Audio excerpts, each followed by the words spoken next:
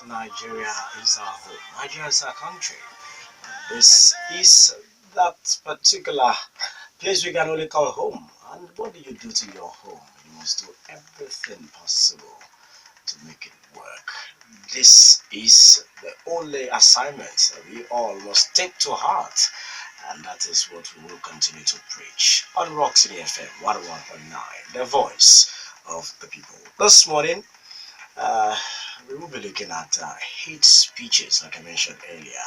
How can we curb it? What exactly is fueling these hate speeches from different groups, from different political parties, from different religious divides, ethnic and tribal divides?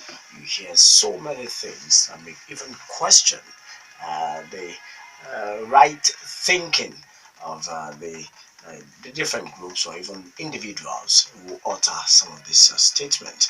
Of course, people say that hate speech is free speech. Anybody can actually utter such. But should it continue to be so? In Nigeria, expectedly, you will have different sides to so many issues, especially when you look at the foundational challenges of this great nation, Nigeria, where we fail to disagree on even how we want to govern ourselves, when even politicians themselves, even that belongs to the same party, can't agree on how to implement a developmental agenda or programs, when the executive and the legislative arm of government can't agree on the way forward on projects, key projects that can actually better the lot of an average Nigerian. When there is so much discord and disunity all over the place, so people will say and resign to feel that expectedly hate speeches will continue to fly. But one that is so rampant nowadays is taking up religious and ethnic coloration, to the extent that some people wish the president death. Now, some people may begin to wonder, where exactly did we get it wrong? Is it the church? Is it the mosque? Are religious leaders doing what they are supposed to be doing to preach love, peace, and unity, to curb all this hatred, jealousy that has so much disunited us? Some may say that we need to do more to actually regulate the social media. A lot of people agree that many of these hate speeches circulate more and further on the social media. Online, so you have so many mushroom online news medium that you can't even trace their offices, and they use this particular medium to spread hate speeches, violence, false information, and then the regulator can hardly do anything about it. The Minister of Information and Culture, Alhaji Mohammed, has mooted the idea of trying to regulate this because it is creating more discord and disunity in the country. Former military dictator, or military president, as it were, Ibrahim Babangida, just 2 days ago, talked about this, saying that Nigerians must shun all these hate speeches backed by ethnic agitations, separatist agitations that will not augur well for the nation. He actually made reference to the fact that this exactly is what kick-started the civil war or the Biafran war, depending on how you actually look at that war. Are we looking at that scenario again in Nigeria? Are we trying to prevent such a recurrence? Making sure that the media, especially the fourth estate of the realm, which will serve as watchdog, and of course to prevent such a recurrence, is at the vanguard of shunning hate speeches. Broadcasters, presenters, journalists, what are you doing to make sure that this is a thing of the past? It is a good one that the acting president, Professor Aghemerio, met last week with editors of newspapers to actually try to cajole them, so to speak, to watch many of the editorials, watch or try to tone it down.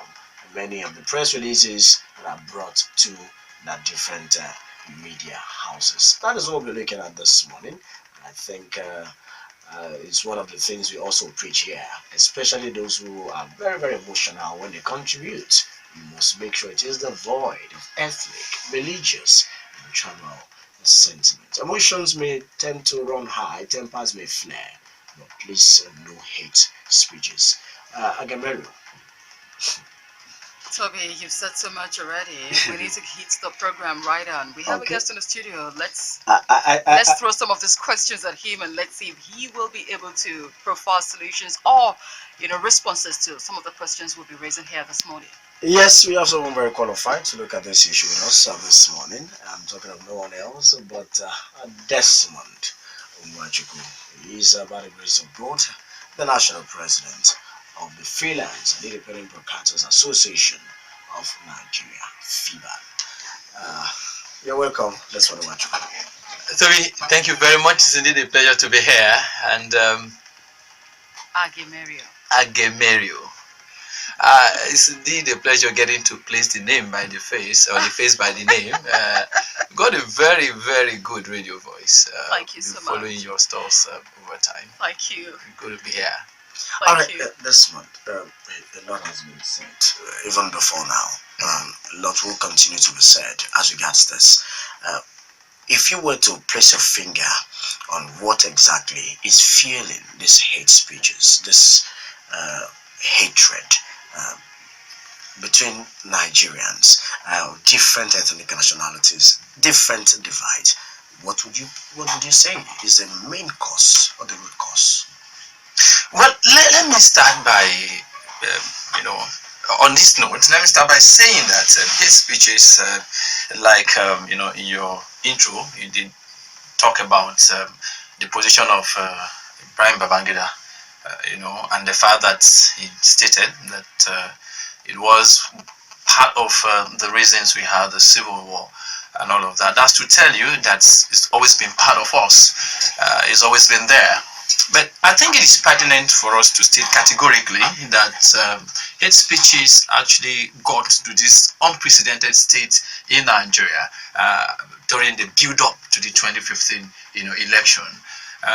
We all witnessed to what the country looked like at that time. The tension that was pretty high in the air. We know that there was desperation on the part of the then opposition, to take over government. And then the power of incumbency was also, wielded to ensure that the opposition were discredited, and so that's actually how it all began. But before now, my concern really is that it's always been a thing attributed to politicians who, out of desperation and what have you, always want to, blackmail themselves so that they can have their way. The worry state that it has gotten to right now is the fact that it has actually degenerated to even the traditional institution that is supposed to be the rallying point. I don't want to, reiterate some of these, statements, but you will recall that at a point in time, a traditional ruler actually asked the Igbos to vote for a particular candidate or get perished, in the lagoon. That is something that is least expected of some of these people that we look up to as leaders and elders. Now, come to the religious angle. Clerics are meant to actually play fundamental role in the entrenchment of peace and unity in any society. But today, you hear those, belong to the Islamic faith trying to, encourage their people to take certain steps. The Christians too, will also encourage their people to. I gave an instance a few days ago during the Ramadan lecture of the Ogun State chapter of our association, where I actually stated, categorically that it has gotten to a stage where we have to look at the politicians by the face, look at those who are leading us, and tell them categorically that, look, it's enough. Do not follow us again. But unfortunately, please permit me to use this word. Quite a number of Nigerians are gullible. we do not have the patience, to look at every information that come our way and be able to assess it on the altar of truth and then align. So now to answer your question, directly, like I said, build up to 2015 election, it got to this unfortunate state, and it has actually degenerated across board, even to small groups and organizations. It seemed to have become the norm in our society that before you make certain move, you must discredit someone. Today, you find that in becoming the chairman of an association, what people will begin to look out for is the shortfall, the shortcoming of that person, what they call scandal to play up, whether genuinely or otherwise. So it's indeed worrisome, but the area that gives me concern the most is how it affects my industry. My industry. That's where I get pretty worried, because it's certain now that some of us tend to, in discharging our responsibility as the watchdog of the society, our constitutional responsibility, I must say, we seem to rely so much on Section 39(1) that give us what I call freedom of speech, and most times we tend to run away from the fact that Section 49 or 45(1), I'm not certain now, I'm not a lawyer, that actually placed emphasis on national security. We play that down. Right. I feel particularly worried, Aghemerio. Let me just settle down. I feel worried that our industry is actually the propelling factor, as far as these hate speeches are concerned. I want to say, just like I was interacting with our, Egmont, just before we came into the studio. If the camp president sits in his bedroom to tell people anything, nobody will get to hear of it, except they come to talk to us. And in talking to us, I think it is important that we also look at ourselves and the role that we're playing. Definitely, we will come to talk about us because it affects us more. All right, we cannot but talk about the role of media in all of this. But let's still check, or let's take a look at the people, because hate speeches will not thrive, will not sail fast, or will not, spread faster than it's spreading if the people, because you used an adjective just now, gullible. All right, let's look at the state of mind or the mindset of Nigerians when it comes to information, when it comes to speeches, when it comes to words. Why are we like this? At times you get on social media, you read some things, you want to discard it, but when you get to read responses, you just wonder the kind of responses you're reading. What do you have to say? Let's look at the people. How did we get to this state as a people? You see, Aghemerio, you don't have to particularly put the blame on the doorstep of the people alone. There is absolutely no way you can separate what the people get to believe or what they get to, take as the truth, without giving consideration to the platform from which they get such information. I agree absolutely that some of us, has this challenge of being able to place, issues, information, facts, on the altar of truth. So we tend to take every other thing. But you do know where we have this challenge? There are certain people that will come to talk to you and you won't have a choice than to believe whatever they tell you.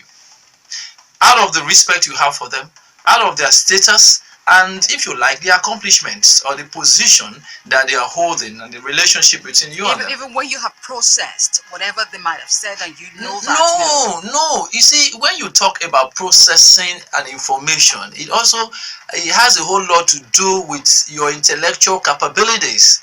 You understand? An average Nigerian will believe, okay, if I walk into my community, for instance, where Desmond Nwachukwu is seen, he's the national president of FIBAN. If I get there now to say anything, they tend to believe absolutely, because they do not expect me to misinform them. That is important.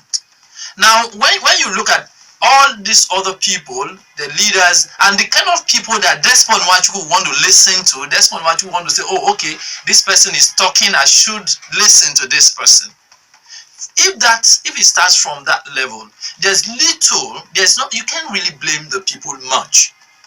Except for, I get worried really when I look at those who are rated as educated, exposed, and intelligent. When I see those people fall into such trap of not being able to assess, process information before they take it, they take it word for word, I get worried there. But when I look at the ordinary, in quotes now, ordinary Nigerian on the street and his or her approach, to information and the way they take information, I don't really get to blame them. At that level, I get to blame the platform that they have, the platform from where they are getting such information. I think it's important we put this right. We have to really look at it critically. We look at those, the supposed lettered, the supposed educated, the supposed enlightened.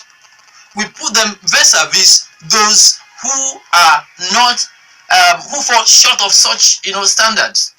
That's where I get concerned. If, with every sense of regard, if the market woman at Kuto, pushes a particular information, and I may not get, if it's not true, I may not get bothered. All I need to do is to educate such person and say, no, it is not like that. This is the way it is, and educate such person.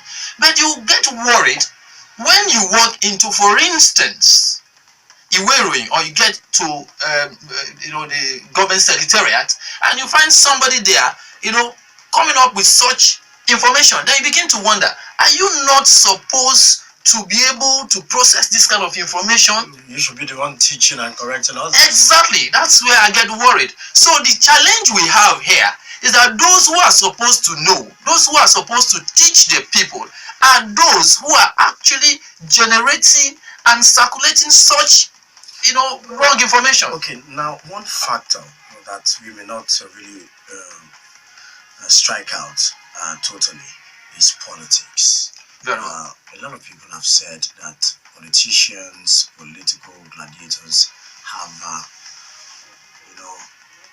hide under or behind tribalism, ethnicity, many of these hate speeches to sponsor their, political moves against their political opponent.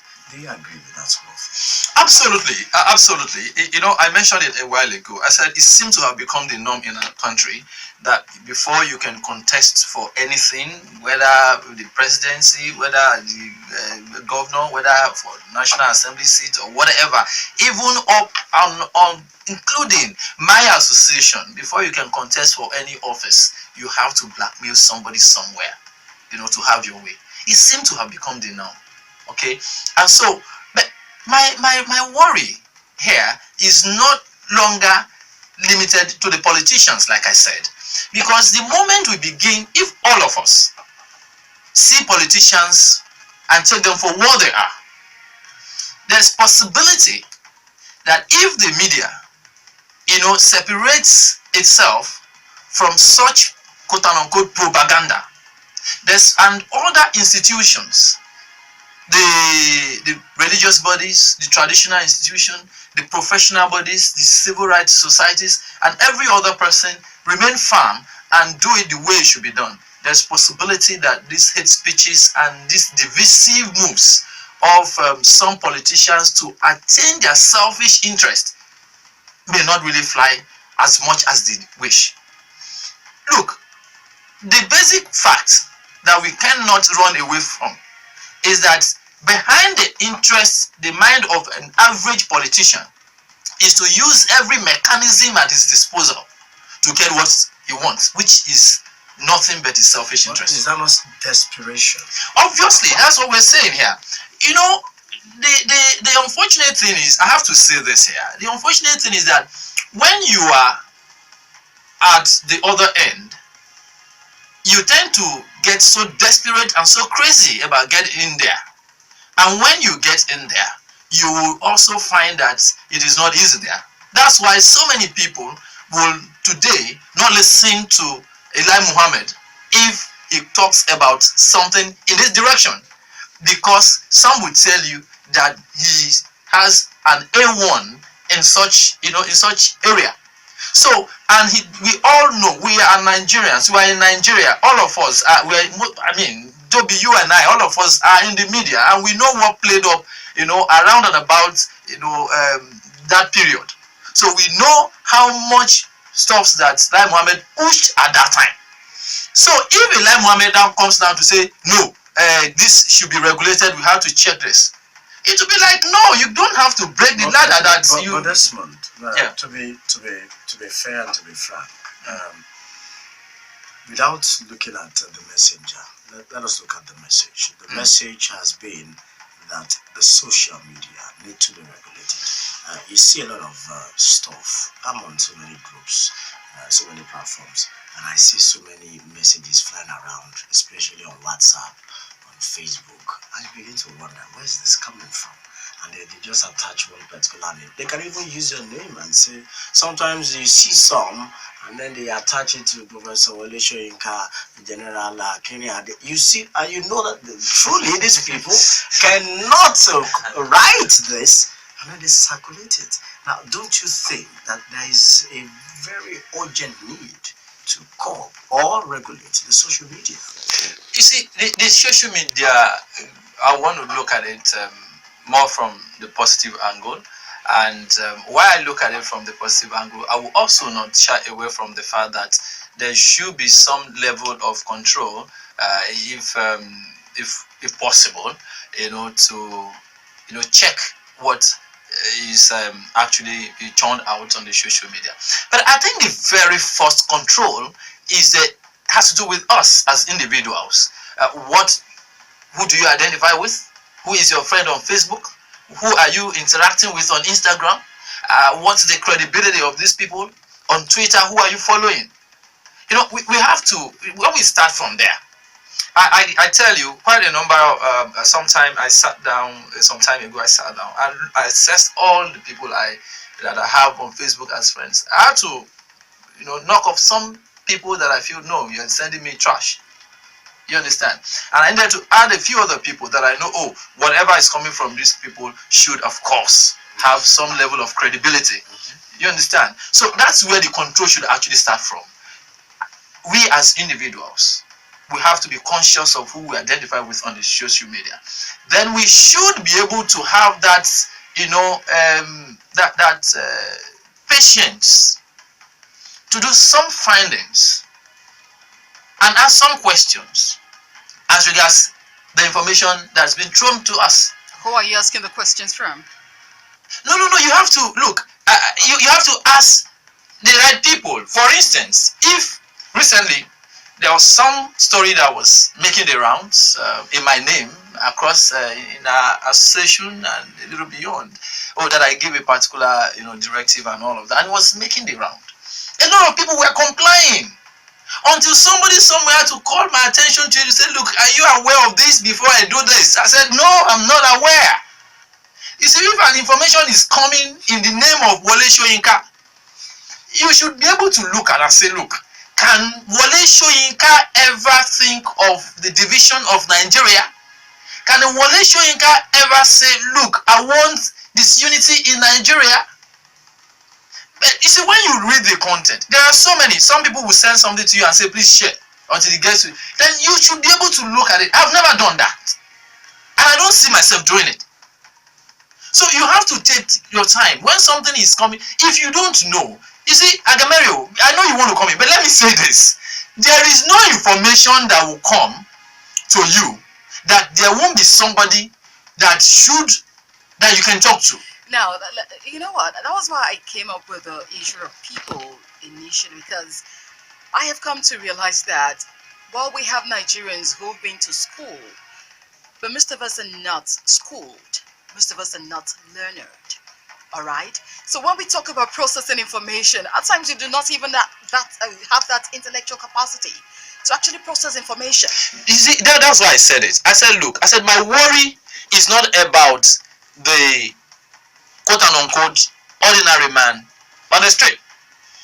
But where I have issues is with the supposed enlightened, the supposed look. My mother is late now, so let me use my mother-in-law as an example, who sells at Kuto Market. She's not educated, so if she hears anything in the market, the tendency that she's going to believe it is very high. Definitely. And you won't blame her because she will not have an idea of how to, interpret certain moves. She obviously will know. She might have been hearing Wole Soyinka, but she wouldn't even know what Wole Soyinka represents. But I feel, concerned when you now go up to Oaikhenan, for instance, and you find somebody who is educated, who is learned. Oaikhenan is even far. Let me come to Iwerui. And then you see where a lot of intellectuals prison. And you now see somebody there playing with an information that ordinarily you should be able to put a call across 1, 2, 3 people to confirm the authenticity of such information before you begin to spread it. That's where my worry is. And that's why I will always, argue that we should put limited blame on the, on the footstep or the doorstep of the ordinary, uneducated Nigerians. Now, yes, go ahead. Doesn't it say, because at times when I process things like this, it just seems to me that our society too has a role to play in this, because we seem to embrace, when it comes to hate speeches, we'd rather go for hate speeches than go for speeches that could, enlighten us, or that could, make us feel beautiful or feel good. Now let's also look at the society, the kind of society we have. If it's a bad news, that's what we spread mostly. We just want to let it spread quickly. But even good news don't go as far as bad news. Hate speeches don't, fly so easily. Than having to hear someone say that Nigeria should live in peace. Okay, let's sit together. Let's make things happen. Let's look at the society as well. Look, Aghemerio, we are still looking at something, from different perspective. The society, it's I think what you just said is a function of our psyche, quite frankly. We have been so I'm trying to get the right words now. We have been so programmed by the promoters of these hate speeches to the extent that, you see, let me use this as an example. We are hungry. There's no doubt about the fact that there's hunger in the land. If you are told that the governor of Ogun State spent 10 million naira on the birthday of his son or his daughter, or that the governor of Ogun State decided to travel abroad with 5 people and they spent 20 million naira on that trip, the tendency is that the first thing that you look at is your state, that the hunger that you are apparently going through. And the next thing will be, can you imagine?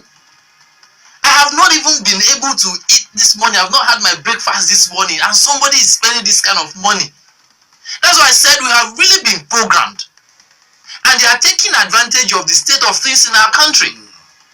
So we have to begin to look at we may not really get out of this until the state of things improves. If you feed well, if you are doing well, and you are at least above average, if they tell you that the governor of Ogun State spent 20 million naira on a particular trip or something on a group of people, the tendency is that you first look at it. You look at it from the angle of that event. You look at the relevance of that event. Then you look at the number of people that are involved. You then zero it down, and then till you get to look at this. Okay, you split it down. So 20 million naira. We are doing this, and you break it down, and you now see the figure. You may be able to say, well, it's not a big deal. But like they say, An hungry man is an angry man. So these people are taking advantage of the state of things in our country. Desmond, let me bring you to one of the most contentious issue, which is the separatist agitations of the independent people of Biafra, IPOB, and its leader, Nnamdi Kanu. I don't know. I have videos of video clips of some of the vituperations, as I will call it, of Nnamdi Kanu. And if you have such a person as your leader, I wonder the kind of hatred you will be feeling, not only for your country, Nigeria, but also for your fellow. Even I wouldn't if you saw the video Nnamdi Kanu and all this had with Femi Fani-Kayode. Yes. That was another, because Yes. getting to hear such words from Femi Fani-Kayode himself. Yes. I mean, I was hit back. Yeah, no. If you watch, we are not attacking him, but if you watch some of those videos, you begin to question not only the rationale, but you begin to question the sanity of such a person. Why? Because of the anger, the vituperations are coming from a very bitter and dark heart. So when you look at that and how much it has so developed and snowballed into issuing quick notice here and there, agitations, now consultations are on from different sections of the divide, from different regions that has to involve the presidency. You know that we have a big problem in our hands. Where do we go from here? Well, Tobi, that's quite interesting.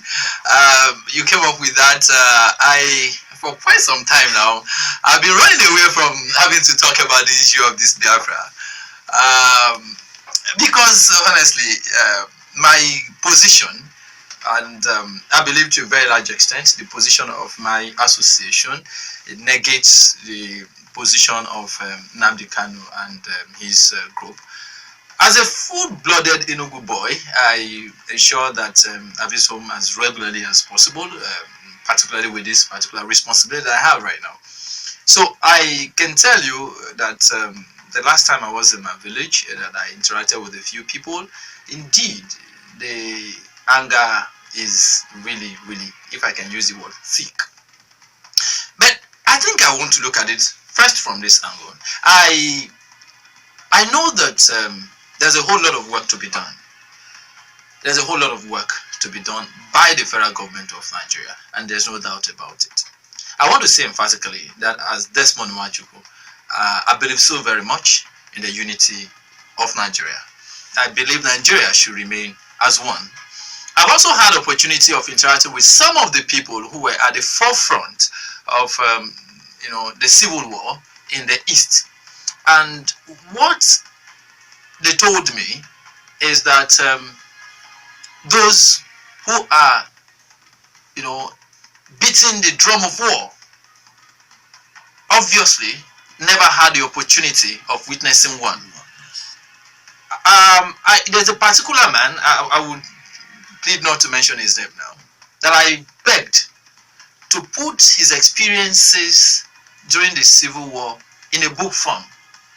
And he told me that he was actually one of the commanders. He commanded one of the troops, the Biafra troops, those days. He said he deliberately decided not to document it because it will create a lot of issues in Nigeria. I think it is also important for me to say that Nnamdi Kanu is obviously not one man who has the capacity to speak for the Igbos. And I'm saying it without any fear of contradiction. There are people in the eastern part of this country who will be talking about the interest of the Igbos, and one will not have a choice than to listen. But for somebody like him, I think what they have actually succeeded in doing, or they are trying to do, is to make themselves and place themselves at the same pedestal with the likes of Odua People's Congress that we have here. I have no doubt in my mind that over time, this issue of IPOB and what have you will be, taken care of. However, it is pertinent for the federal government of Nigeria to look into the grievance, the root cause of all these grievances, because there can never be a smoke without fire. You cannot address any issue without having to get to the bottom of it. The findings should first and foremost be that you want to find out the concern of Nnamdi Kanu, for instance. We should not look at him from the perspective of, you look at him from, he's a terrorist, so he wants to create a crisis, he wants to do this, he's promoting, separation and all of that. No, I think the most natural thing to do is to first get to find out his concern. Look, if I get into my house and my son is quote unquote misbehaving, I will not first wield, the big stick. The first thing I have to do as a father is to sit him down and find out why he's misbehaving. Maybe he's drunk. If it's possible, I might have stepped out and you go to my bar and take wine and get drunk and start misbehaving. So when you find out that, then I'll now know the next step to take. Look, it is not possible that these issues will be addressed without getting to the root of it.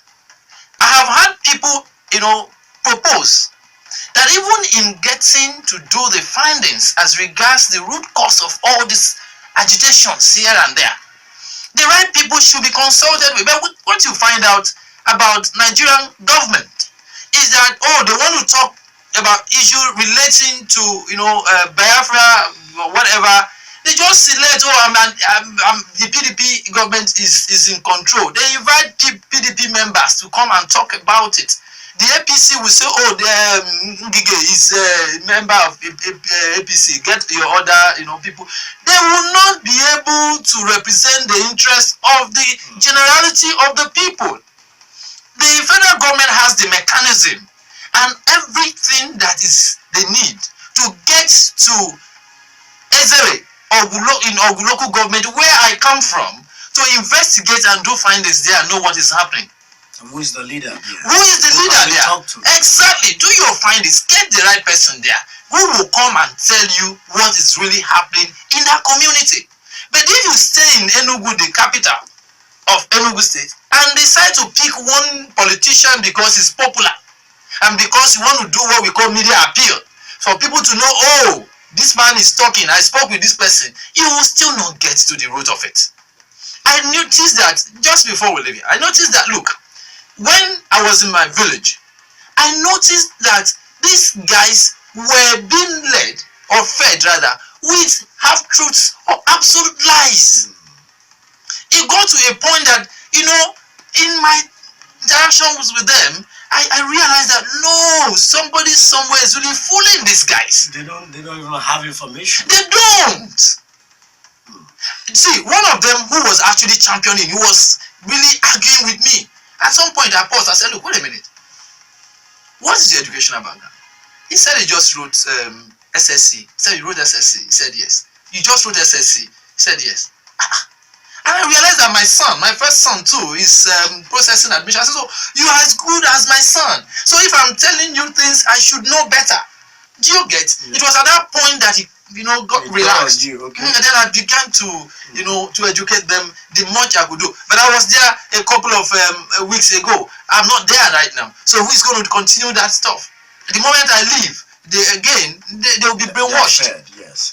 Okay, we'll get to talk more about this. Of course, the discussion is getting more interesting. You want to get involved, you know how to do so. On Twitter, at RockCityFM is our Twitter handle. Start tweeting. On Facebook, RockCityFM 11.9 is our fan page. And of course, the short code is also available. 32120. Start sending your messages. All you have to do is to type rock, ROCK, level space, type your message, include your name, and send to 32120.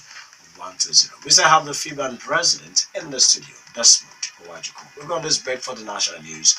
After the news, we'll be back. Stay with us. Okay, still Citizens Forum on the Daybreak Show today, Wednesday, the 28th of June, 2018. 2017. What we're looking at this morning is how to curb hate speeches across the country. It is one thing religious leaders, traditional leaders, politicians, political office holders, up to the presidency must be conscious of. And of course, we as Nigerians must begin to look at critically. Attitudinal change is very, very key. We have in the studio Desmond Nwachukwu, the national president of the Freelance and Independent Broadcasters Association of Nigeria, FIBAN. Of course, we're also looking at the role of the media in curbing these hate speeches. Desmond, one key thing, we've talked about how the federal government is going about, or precisely how the acting president, Aghemerio, is trying to quell all these separatist agitations, douse the tension of these quick notices and hate speeches, so that it doesn't pit brothers and sisters, as it were, against each other. Would you say that politicians still need to do more beyond the rhetorics, beyond the meeting with so-called leaders of thought? What should they need to do to actually see this to a logical conclusion? Tobi, I think when you say politicians, if you look at it from the angle of those in government, oh fine, they will continue to do what they're doing. I must confess that the acting president deserves a lot of commendation, going by his efforts so far. But like I said earlier, the government needs to do more. I think one of the things that we really need to do, that I see as a way of controlling these hate speeches, is by bringing somebody or some people to book. If you say that, oh, because you're a politician, you play up some form of blackmail that is not justifiable, that do not have the facts, I think that the best or the first step is to get to drag these people before the law. I want to believe that if one or two politicians are convicted on the ground of misleading Nigerians, or by way of creating unnecessary, tension in the air, some others will learn from it. There is no way we can stop the politicians from pursuing their selfish interest. And this is one bitter truth that must be told. They are usually desperate. How do you explain a situation where somebody go sell his house, cars, take loan and all of that, all in the name of campaign or struggle to get into an office? You know that if they could go to that extent, obviously they are ready to do anything. And that's why we should actually encourage our law enforcement agents, because they are the only people that can help salvage the situation. Over the years, I've been in the media for a while, with all most respect for our very senior colleagues. I've been here for a while. I am yet to be told of someone, or a politician in particular, who was arrested or who was arraigned, let alone convicted, on the ground of heating up the polity. Until somebody said, laws should be enacted. And I'm of the opinion that, look, laws are not our problems in Nigeria. The laws are there. What's the enforcement is the challenge. So let the police and all other security agencies be up and doing. Then as a people, we must also be ready to challenge anybody who blackmails us or tells an unfounded story about us. We must also be ready to take up such a person. The civil society group should also be up and doing in this regard. When we discover that somebody is trying to fool us as a people, I think we have to come together as one and fight back. Look, the truth is that politicians don't care whether there is war, whether there is crisis, provided they have their way. And we cannot continue in that direction. I was addressing some aspirants in our session, a couple of days ago. I told them that despite all that was played up about me as an individual during my campaigns, I made sure that my interest is concentrated more on what I want to do. Issues. God bless you, issues, that's it. And I also need politicians to learn from the experience of the 2015 election. I argued it somewhere in Abuja, very recently too, that Jonathan may not have lost that election if those who were in charge of his media did not concentrate on trying to blackmail or rubbish Buhari and concentrate on the achievement of that government. There's possibility, if they had told that part, there's possibility that Jonathan may not have, well, I wouldn't lose that election. Because you cannot say that he did not do anything. It's not possible. You recall I called in here one morning and kicked against the idea of people saying Buhari hasn't done anything. No. If only for the fact that he's been in charge, nature abhors vacuum. If only going by the fact that we are still together as Nigeria is an achievement. He's done that for about 2 years now. It's an achievement. There is no way you look at ministries, agencies, parastatals that you will not be able to make some references to a couple of things that this government have actually been able to achieve. So when you come and you say, no, this government hasn't done anything in 2 years, no, it's unfortunate. So if the people who are in charge of Jonathan's whatever had not concentrated on going to put up documentary, playing up documentary on some and playing dirty politics. Playing dirty politics. There's possibility that some Nigerians will probably look at it and say, oh, okay, let this guy try. Yeah.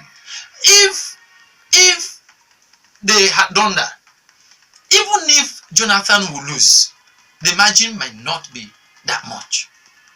The kind of hatred, because the more you be, for instance, I got pissed at some point. I said, look, why would somebody tell us that Buhari will die? Is it God? Or at some point, Asari Doko was saying that if Jonathan was not re-elected, they were going to go to war and take up arms. That alone could, put off some people. Of course. And then you see, so that's the situation, and there is no doubt. Now this one, that's a valid point. Now, if you look at that, I for one was, that I found that statement from Asado Kubo then very appalling. At them being, I wanted to vote for Jonathan then. Of course, I was on election duty here in the studio. I did not vote. So at them being, I wanted to vote, and I refused to do so. I'm sure there are some Nigerians who must have protested with their votes against Jonathan just because of that. That kind of statement. Can you now say that these people have learned from these hate speeches? Well, I really do not think so. Because there were consequences. Obviously. Now they lost the election. Obviously. I do not think that the lessons have actually been learned from that camp. But I think from the camp of the Buhari, they seem to be reading in between the lines. And that's perhaps why, though at that point in time too, there were some from their end too, like Ashwaji Timbu said something like rig and roast, stuff like that. They also played up from the APC at that time. But the basic truth, the fact that the ground upon which I'm saying that, they seem to be reading in between the line, is because they are the ones who are actually at the forefront, for the campaign against these hate speeches. We listened to that Mohammed said. We've had Professor Sibajo, champion some stuff like that. We also had, like you noted at the initial stage, that Aghemerio and a few other people seem to be, campaigning against these hate speeches. But that's not enough. I still want to believe that while we hope that people will learn from experience, because it's always good to learn from experience, especially the most recent ones, while hoping that they will, I am still of a very strong opinion that our law enforcement agencies should be ready to implement the laws that we have, to enforce our laws.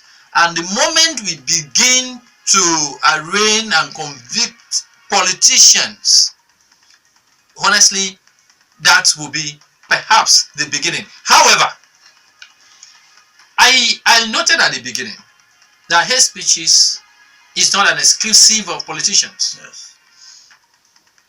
I don't know, as much as I try to I'm trying to avoid getting them to begin to also look into the clergy.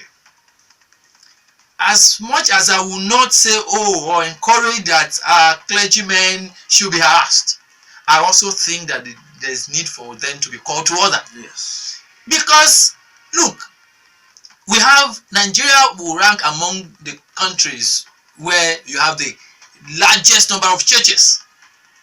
In my street, on my street there alone, I can count the number of churches you have there.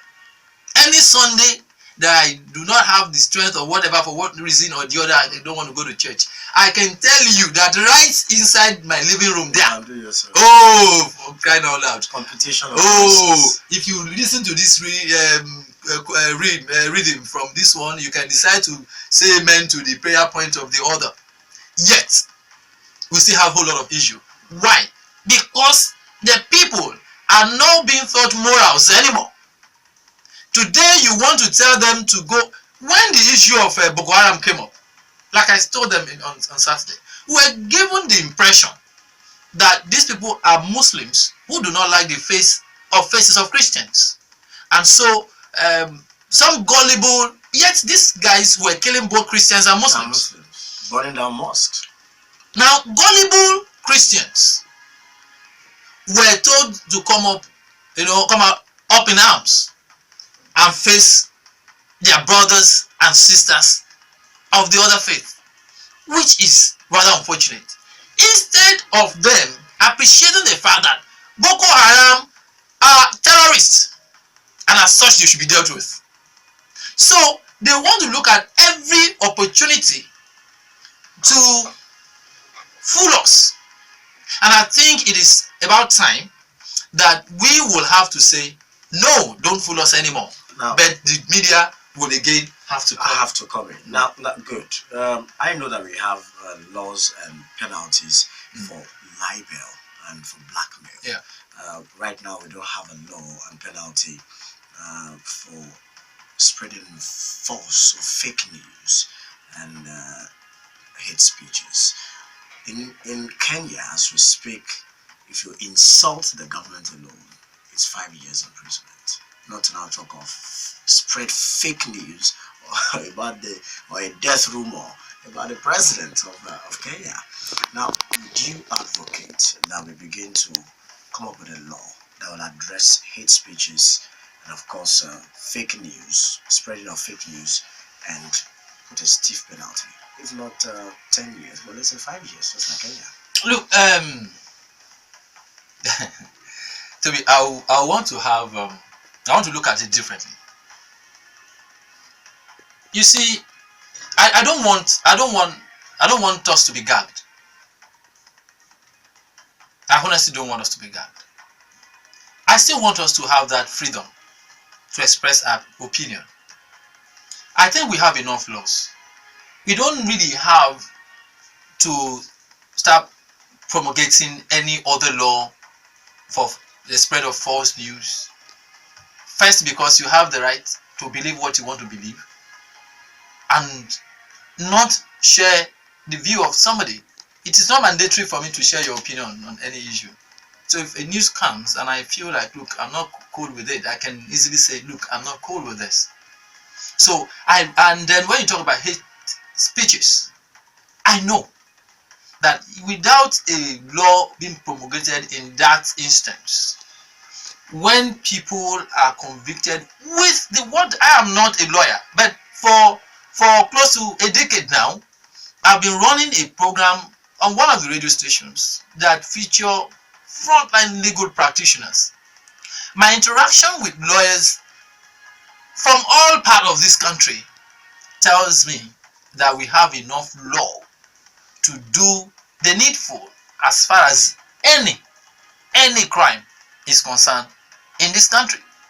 So instead of wasting time on the promulgation of a law to control hate speeches or spread of fake news, I think it is better for us to make do with what we have at the moment.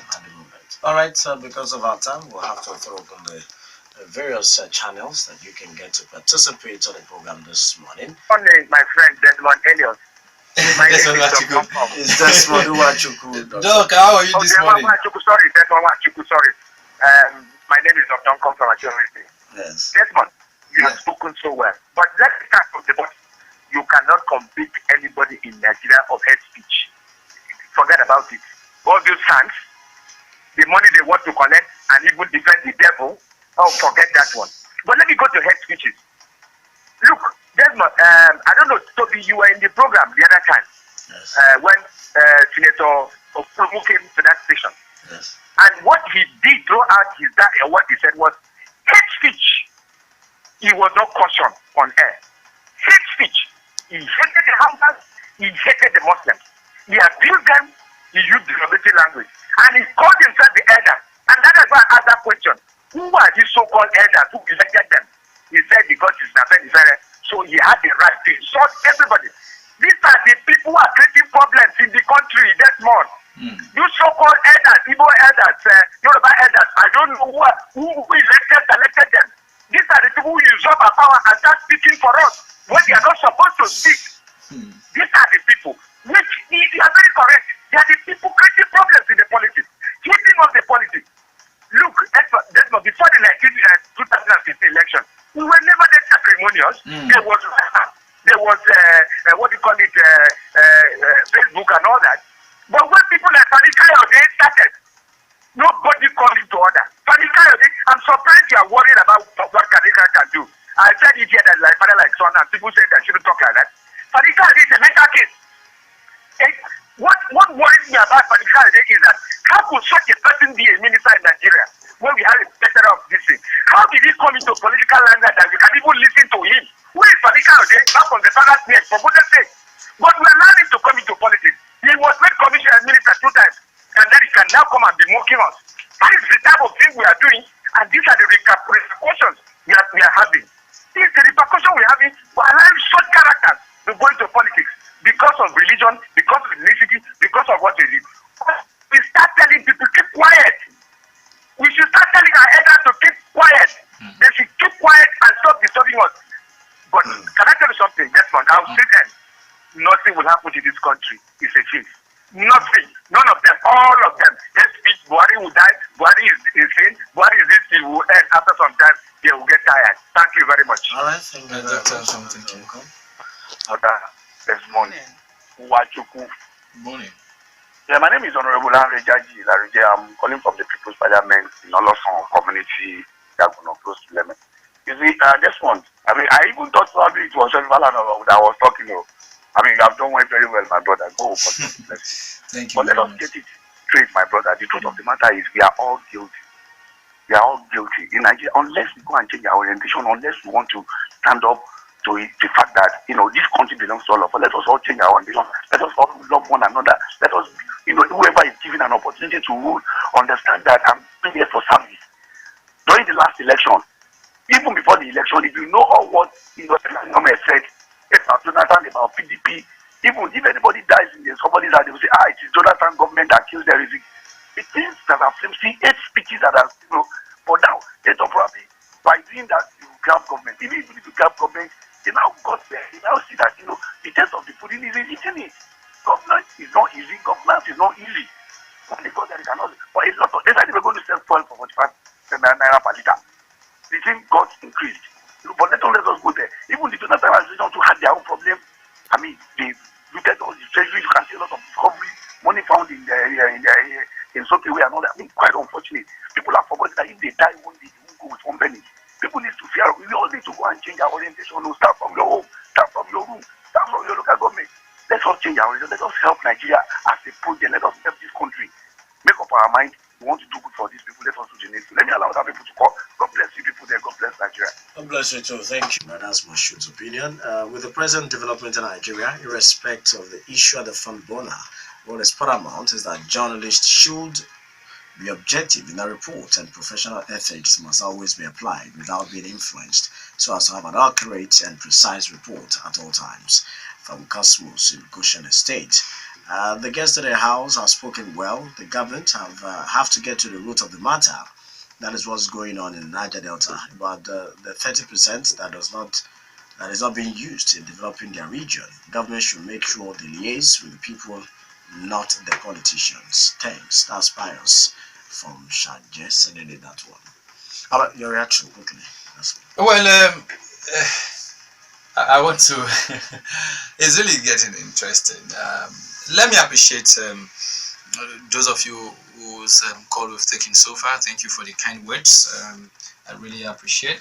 I want to say that very quickly that Kayode as well as Uluwale, I understand your concerns. I'm not a Yoruba man, despite the fact that I was born in Ibadan. I grew up here. I understand your concerns, but I really do not think that Dr. Nkom meant to insult, Yoruba leaders. I think Dr. Nkom, you may actually, you're probably getting the wrong impression from Dr. Nkom's position. You see, when it is said, oh, Yoruba leaders, I think that's again we are promoting this divisiveness. I think our position should be, we should think Nigeria now and stop thinking region. I do not think that Dr. Nkom, a man who is very well read, would decide to call names or call elders names. I think we should get this right. And when he said we should tell them to shut up, I do not think that what he meant is that we should walk up to elders and say, shut up, don't talk anymore. I think what is only the message is trying to pass, we must try and get, and he's actually not limiting it to Yoruba land. His concern, which I also, to a large extent, understand, is the fact that our elders, most of whom actually are at the forefront of making these hate speeches, need to also be called to order. We have to be realistic here. His choice of words, you may have issues with his choice of words, but I think we should try and read in between the lines and try to understand where he's actually coming from. I can tell you now, a number of people in the east, a number of people in the north, and of course here, who by ways of their utterances are encouraging, inciting us against ourselves. We cannot afford to create room for anybody under whatever guise to create division amongst us. I want to really advocate that as a people, we should begin to see ourselves as brothers and sisters. Look, Tobi, if care is not taken, do you know that if this this trend is allowed to continue, before you know it, it will zero down to, oh, where is Dr. Nkom from? I say, oh, he's from Cross River or from Akwa Ibom. And then Oluwale will say, or Kayode will say, look, I'm a Yoruba man, I'm from Abeokuta. And now, if care is not taken, it will degenerate. Yes. So I really think that we should shy away from, ethnicity and think more of Nigeria. I would have been much more comfortable if when Oluwale called in, he had said, no, don't insult leaders in Nigeria. As against, and Yoruba land we don't insult. No, that's not fair. That's not good enough. If we continue in that direction, we will continue to promote divisiveness, which is the major challenge that we have as a people. And so I want to appeal to all of us to try as much as possible first to relax, and then try and understand ourselves. I want to also, Fola Akiyemi also shared that sentiment. So, Fola, please appeal to you. Let us think Nigeria as against our region. Kola, very well, I agree with you. The mainstream media has a whole lot of things to do. I want to believe that before we leave here, we'll talk, a little, at least on the media and how best to control all of this that is coming, from the media. Larry J, thank you. Oya Kilome, you talked about Donald Trump and how hate speeches actually, played up in the US. But you fail to understand or appreciate the fact that Nigeria, the psyche and the level of reasoning of an average Nigerian is not same as that of an average American. I tell my kids at home that an average American child is full of why. Why an average Nigerian child is full of I'm sorry. If you tell an average American child to leave a particular spot, what that child will ask you is, Dad, why do you want me to live here? Then you then explain to him why you need to. If I tell my son, my friend, get out of that place now, say sorry, sir. He doesn't even care to know why. So we must not encourage hate speech. It is not something that we should appreciate by any means. It will do us no good. Look, if you look at the years of independence between Nigeria and America, you see that America had gone far beyond this level. We cannot and we should not by any means, utterances, inactions, or whatever, encourage hate speeches in Nigeria.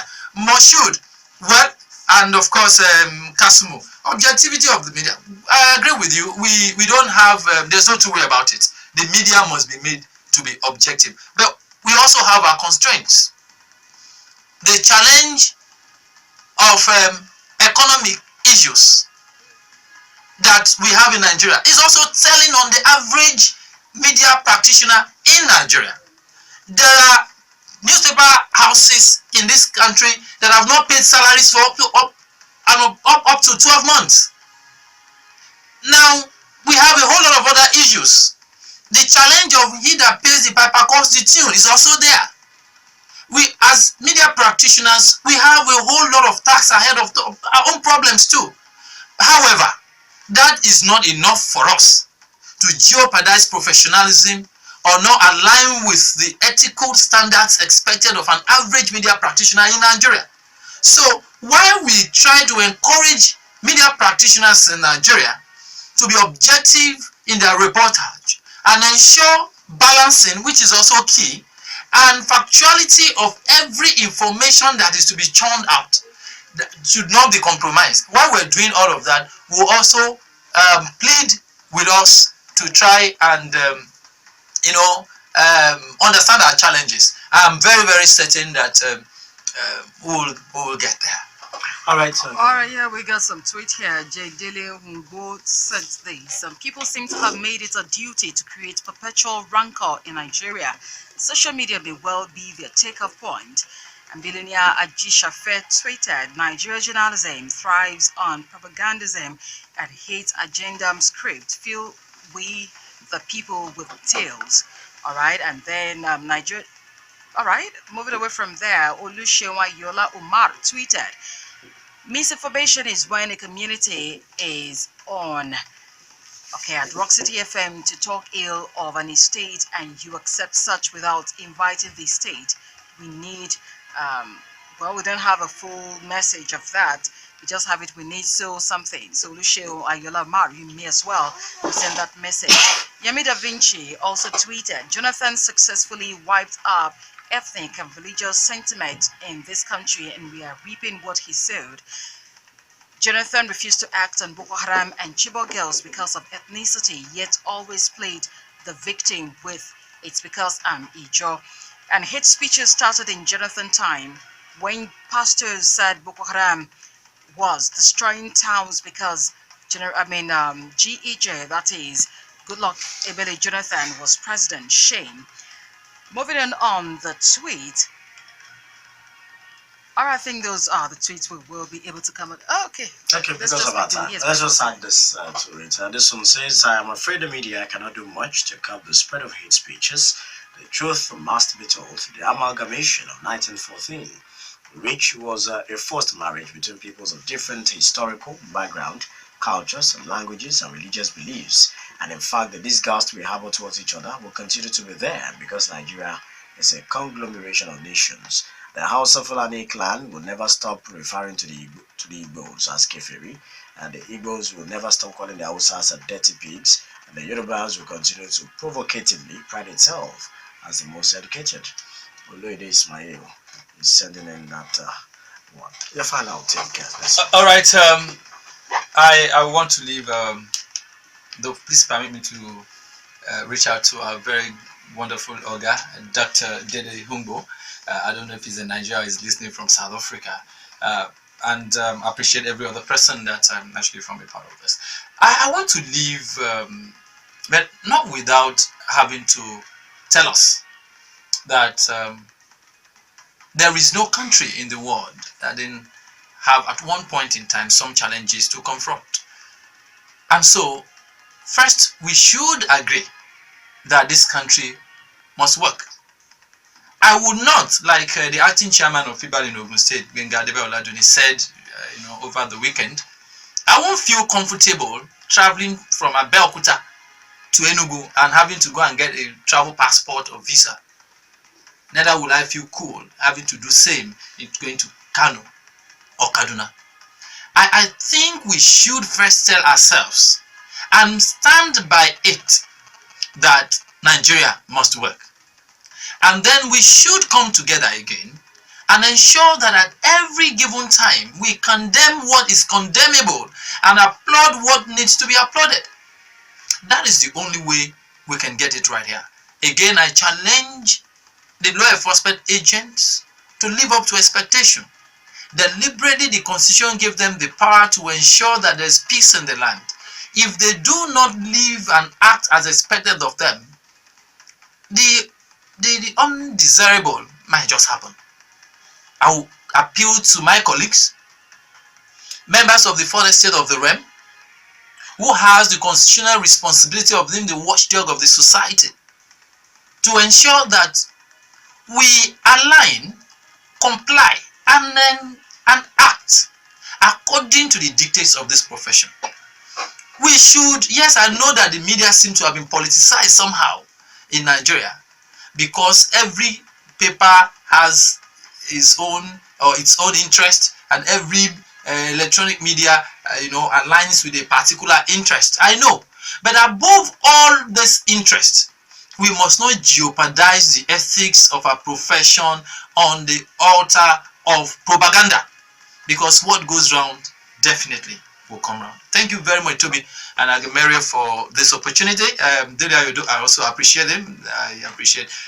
Hope you just allow me say thank you to Gbenga Adebe, the acting chairman of FIBA in Ogun State, who accompanied me to the studio, as well as Ramalifa and a few others. The chief whip of FIBA National is also here. I want to appreciate all of them for making our time to accompany me to the studio.